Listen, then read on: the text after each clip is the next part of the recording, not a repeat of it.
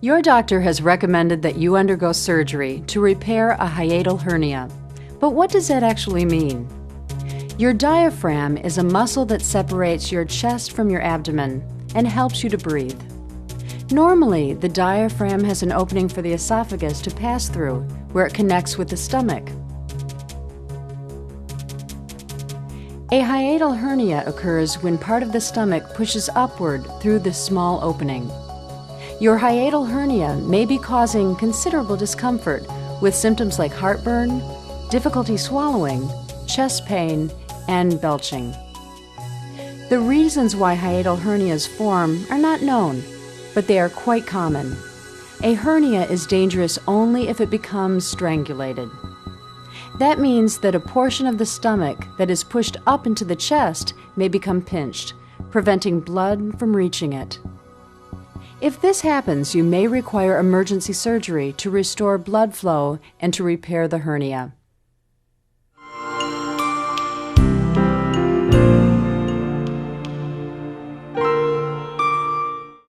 In the case of a hiatal hernia, there are no real alternatives to surgery.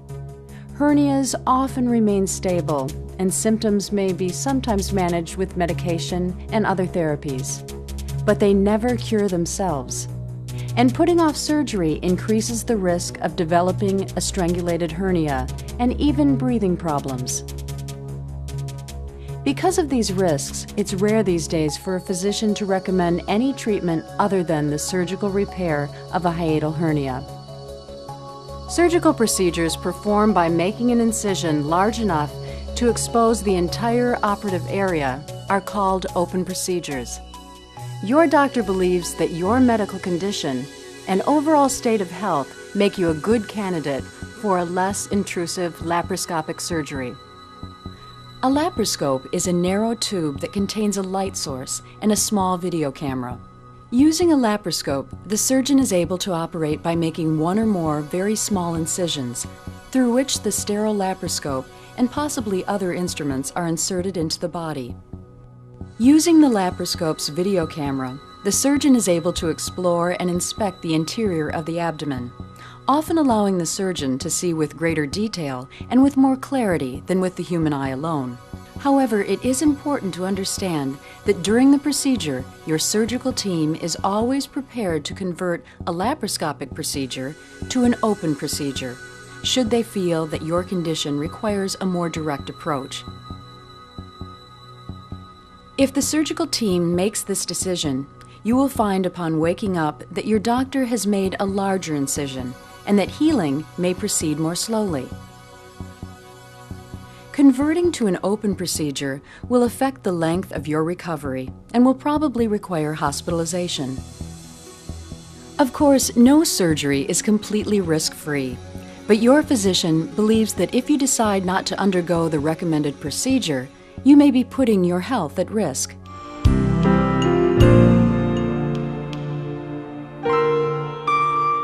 On the day of your operation, you will be asked to put on a surgical gown. You may receive a sedative by mouth, and an intravenous line may be put in.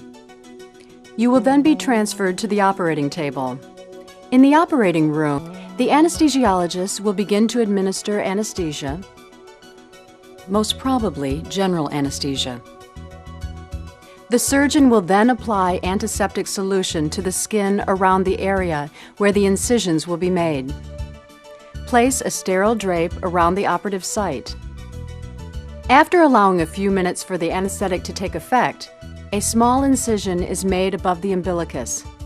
Then a hollow needle will be inserted through the abdominal wall, and the abdomen will be inflated with carbon dioxide. An umbilical port is created for the laparoscope. 4 more incisions will be made, with care taken to keep the openings as small as possible. Once in place, the laparoscope will provide video images, so the surgeon can insert the instruments used to locate and pull back the liver in order to see the upper part of the stomach. First, the surgeon pulls the stomach away from the hiatus, or opening, in the diaphragm. Then the surgeon cuts away the tissue that connects the liver and the stomach. The surgeon can then dissect part of the diaphragm around the esophagus.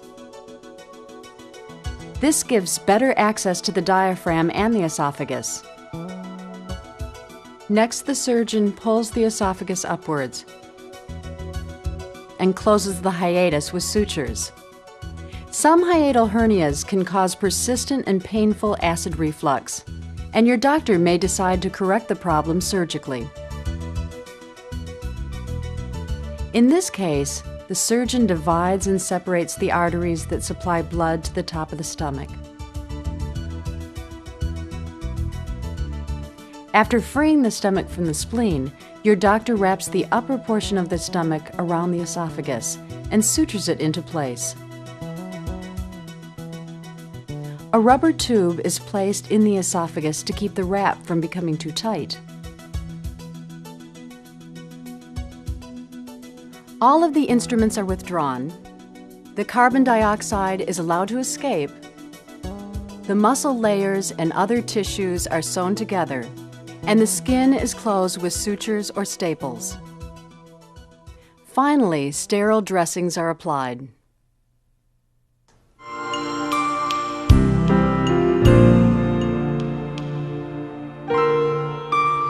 Hiatal hernia surgery only rarely leads to complications. The first is a persistent residual neuralgia, or pain around the scar. It can be either localized or general. It may develop soon after surgery, or even weeks or months later. Usually it will decrease in intensity with time, but in very rare situations, it can become permanent. More frequently, patients report achiness in the shoulders and chest. This is caused by the body's reaction to the carbon dioxide used to inflate the abdomen, and it will clear up in a matter of a few days.